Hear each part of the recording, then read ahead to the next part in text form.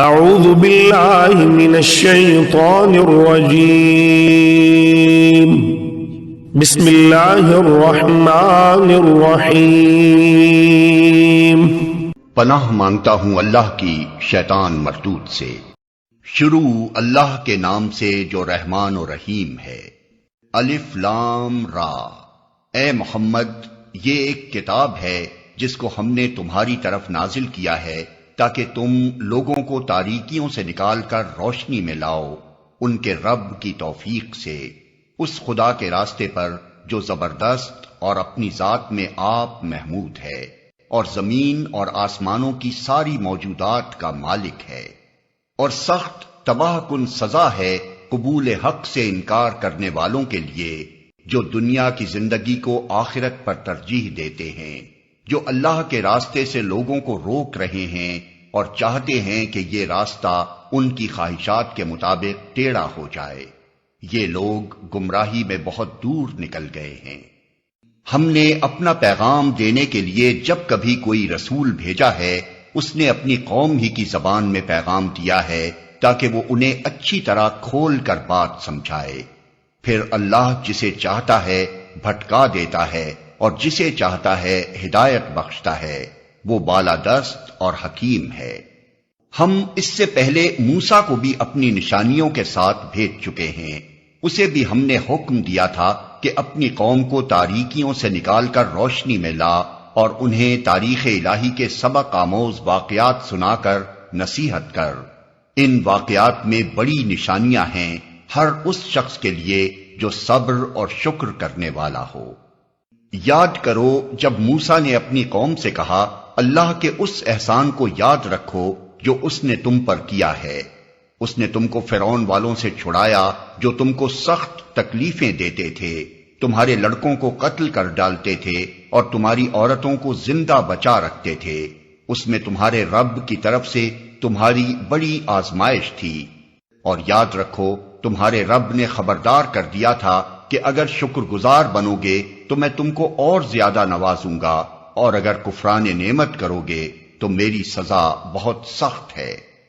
اور موسیٰ نے کہا، اگر تم کفر کرو اور زمین کے سارے رہنے والے بھی کافر ہو جائیں تو اللہ بے نیاز اور اپنی ذات میں آپ محمود ہے۔ کیا تمہیں ان قوموں کے حالات نہیں پہنچے جو تم سے پہلے گزر چکی ہیں؟ قوم نوح، عاد، سمود اور ان کے بعد آنے والی بہت سی قومیں جن کا شمار اللہ ہی کو معلوم ہے۔ ان کے رسول جب ان کے پاس صاف صاف باتیں اور کھلی کھلی نشانیاں لیے ہوئے آئے تو انہوں نے اپنے منہ میں ہاتھ دبا لیے اور کہا کہ جس پیغام کے ساتھ تم بھیجے گئے ہو ہم اس کو نہیں مانتے، اور جس چیز کی تم ہمیں دعوت دیتے ہو اس کی طرف سے ہم سخت خلجان آمیز شک میں پڑے ہوئے ہیں۔ ان کے رسولوں نے کہا، کیا خدا کے بارے میں شک ہے جو آسمانوں اور زمین کا خالق ہے؟ وہ تمہیں بلا رہا ہے تاکہ تمہارے قصور معاف کرے اور تم کو ایک مدت مقرر تک مہلت دے۔ انہوں نے جواب دیا، تم کچھ نہیں ہو مگر ویسے ہی انسان جیسے ہم ہیں۔ تم ہمیں ان ہستیوں کی بندگی سے روکنا چاہتے ہو جن کی بندگی باپ دادا سے ہوتی چلی آ رہی ہے۔ اچھا تو لاؤ کوئی صریح سند۔ ان کے رسولوں نے ان سے کہا، واقعی ہم کچھ نہیں ہیں مگر تم بھی جیسے انسان، لیکن اللہ اپنے بندوں میں سے جس کو چاہتا ہے نوازتا ہے، اور یہ ہمارے اختیار میں نہیں ہے کہ تمہیں کوئی سند لا دیں۔ سند تو اللہ ہی کے اذن سے آ سکتی ہے، اور اللہ ہی پر اہل ایمان کو بھروسہ کرنا چاہیے۔ اور ہم کیوں نہ اللہ پر بھروسہ کریں جبکہ ہماری زندگی کی راہوں میں اس نے ہماری رہنمائی کی ہے۔ جو اذیتیں تم لوگ ہمیں دے رہے ہو ان پر ہم صبر کریں گے، اور بھروسہ کرنے والوں کا بھروسہ اللہ ہی پر ہونا چاہیے۔ آخر کار منکرین نے اپنے رسولوں سے کہہ دیا کہ یا تو تمہیں ہماری ملت میں واپس آنا ہوگا ورنہ ہم تمہیں اپنے ملک سے نکال دیں گے۔ تب ان کے رب نے ان پر وحی بھیجی کہ ہم ان ظالموں کو ہلاک کر دیں گے اور ان کے بعد تمہیں زمین میں آباد کریں گے۔ یہ انعام ہے اس کا جو میرے حضور جواب دہی کا خوف رکھتا ہو اور میری وعید سے ڈرتا ہو۔ انہوں نے فیصلہ چاہا تھا تو یوں ان کا فیصلہ ہوا، اور ہر جبار دشمن حق نے منہ کی کھائی۔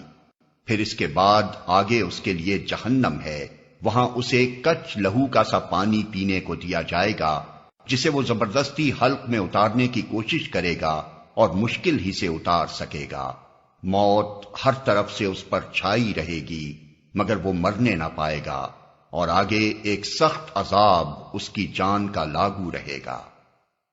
جن لوگوں نے اپنے رب سے کفر کیا ہے، ان کے اعمال کی مثال اس راکھ کی سی ہے جسے ایک طوفانی دن کی آندھی نے اڑا دیا ہو، وہ اپنے کیے کا کچھ بھی پھل نہ پا سکیں گے۔ یہی پرلے درجے کی گمگشتگی ہے۔ کیا تم دیکھتے نہیں ہو کہ اللہ نے آسمان و زمین کی تخلیق کو حق پر قائم کیا ہے؟ وہ چاہے تو تم لوگوں کو لے جائے اور ایک نئی خلقت تمہاری جگہ لے آئے۔ ایسا کرنا اس پر کچھ بھی دشوار نہیں ہے۔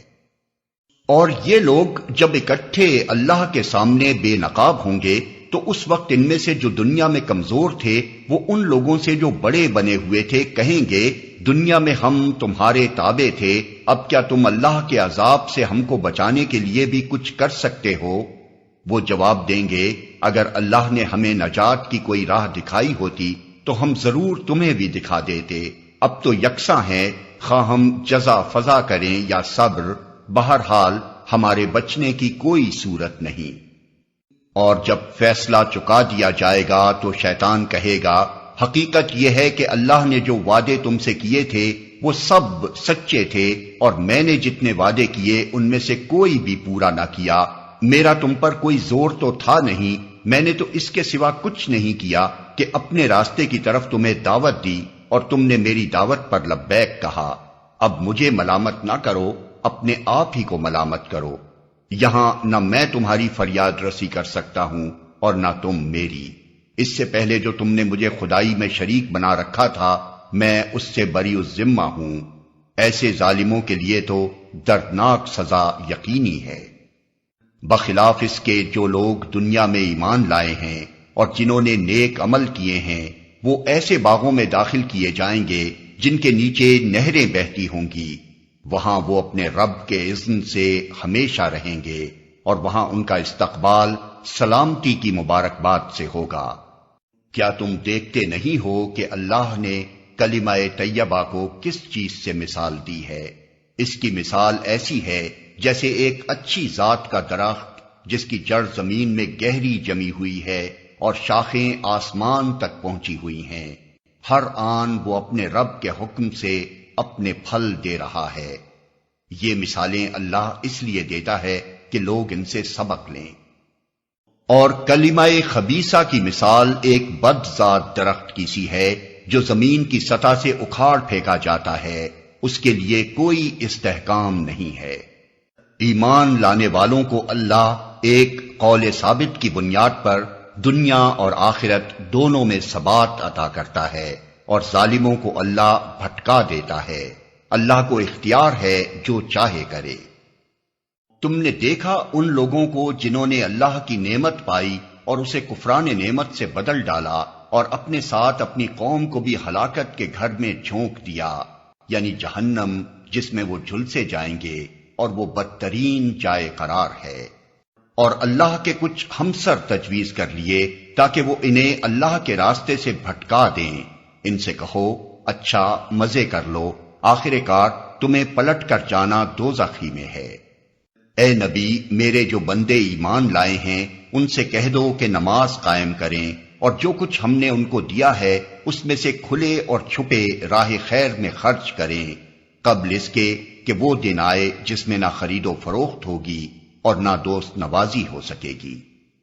اللہ وہی تو ہے جس نے زمین اور آسمانوں کو پیدا کیا اور آسمان سے پانی برسایا، پھر اس کے ذریعے سے تمہاری رزق رسانی کے لیے طرح طرح کے پھل پیدا کیے، جس نے کشتی کو تمہارے لیے مسخر کیا کہ سمندر میں اس کے حکم سے چلے، اور دریاؤں کو تمہارے لیے مسخر کیا، جس نے سورج اور چاند کو تمہارے لیے مسخر کیا کہ لگاتار چلے جا رہے ہیں، اور رات اور دن کو تمہارے لیے مسخر کیا، جس نے وہ سب کچھ تمہیں دیا جو تم نے مانگا۔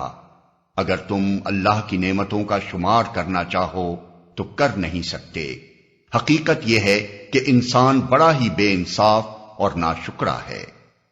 یاد کرو وہ وقت جب ابراہیم نے دعا کی تھی کہ پروردگار اس شہر کو امن کا شہر بنا اور مجھے اور میری اولاد کو بت پرستی سے بچا۔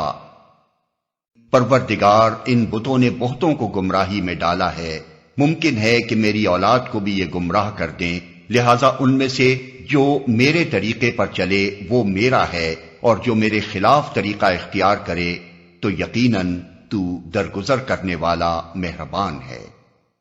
پروردگار، میں نے ایک بے آب و گیاہ وادی میں اپنی اولاد کے ایک حصے کو تیرے محترم گھر کے پاس لا بسایا ہے۔ پروردگار، یہ میں نے اس لیے کیا ہے کہ یہ لوگ یہاں نماز قائم کریں، لہذا تو لوگوں کے دلوں کو ان کا مشتاق بنا اور انہیں کھانے کو پھل دے، شاید کہ یہ شکر گزار بنے۔ پروردگار، تو جانتا ہے جو کچھ ہم چھپاتے ہیں اور جو کچھ ظاہر کرتے ہیں، اور واقعی اللہ سے کچھ بھی چھپا ہوا نہیں ہے، نہ زمین میں نہ آسمانوں میں۔ شکر ہے اس خدا کا جس نے مجھے اس بڑھاپے میں اسماعیل اور اسحاق جیسے بیٹے دیے۔ حقیقت یہ ہے کہ میرا رب ضرور دعا سنتا ہے۔ اے میرے پروردگار، مجھے نماز قائم کرنے والا بنا اور میری اولاد سے بھی ایسے لوگ اٹھا جو یہ کام کریں۔ پروردگار، میری دعا قبول کر۔ پروردگار، مجھے اور میرے والدین کو اور سب ایمان لانے والوں کو اس دن معاف کر دیجیے جبکہ حساب قائم ہوگا۔ اب یہ ظالم لوگ جو کچھ کر رہے ہیں، اللہ کو تم اس سے غافل نہ سمجھو۔ اللہ تو انہیں ٹال رہا ہے اس دن کے لیے جب حال یہ ہوگا کہ آنکھیں پھٹی کی پھٹی رہ گئی ہیں، سر اٹھائے بھاگے چلے جا رہے ہیں، نظریں اوپر جمی ہیں اور دل اڑے جاتے ہیں۔ اے محمد، اس دن سے تم انہیں ڈراؤ جبکہ عذاب انہیں آ لے گا۔